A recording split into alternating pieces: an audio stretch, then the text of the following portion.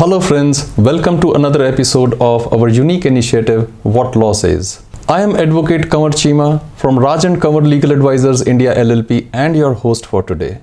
As you know, this is a unique initiative wherein we answer the queries of our NRI clients based on the prevalent law of the country as well as our expertise. In today's episode of What Law Says, we will discuss a question which is most frequently asked by our NRI clients. They all want to know whether the foreign courts or the Indian courts will have jurisdiction to entertain and try the disputes arising out of a marriage which has been solemnized in India. Well, there are two aspects which arise in this situation. The first aspect is wherein a marriage has been solemnized between two individuals where one of them is a NRI and one of them is a citizen of India. Whereas the other aspect is where both of them are NRIs but they come down to India to solemnize the marriage. First of all, let us discuss the first aspect wherein one of the parties is a NRI and the other one is a citizen of India.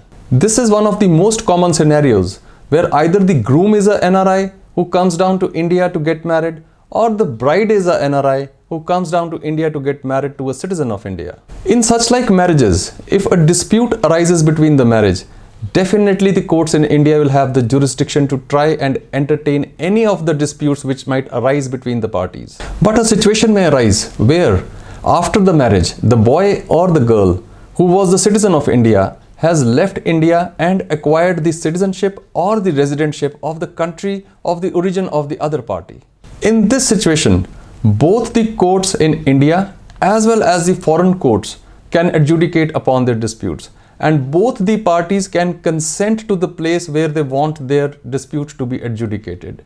That is, they can choose to litigate in India or they can choose to litigate in the country in which they have finally settled down. They are at liberty to mutually decide the jurisdiction of either the foreign courts or the Indian courts. But if one of the party decides to litigate in India, then definitely the courts in India will have the jurisdiction to adjudicate upon their disputes. Now let us come to the second aspect of this. Let us assume both the parties are NRIs and they come down to India to get their marriage solemnized in India. In this situation, after the marriage, both the parties will be going back to their respective countries. Then the question is whether the courts in India will have the jurisdiction or the foreign courts where they both reside will have the jurisdiction to entertain the disputes which arise between them. First of all, we need to decide and see whether the marriage which has been solemnized between two NRIs in India is a legal and valid marriage as per the laws in India. This question arises because as per the prevalent laws in India, all the laws are applicable only to the citizens of India.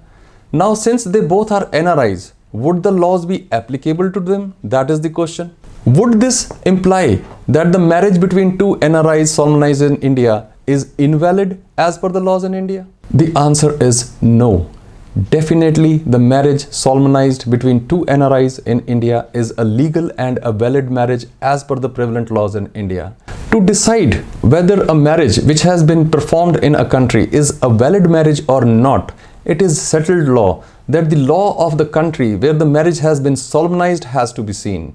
Since the marriage between the NRIs was solemnized in India, hence it definitely would be a legal and a valid marriage if they have performed all the rituals and customs which are required to solemnize such a marriage in India. Such a marriage would only be invalid if there is any law of their country which bars such a marriage in their country.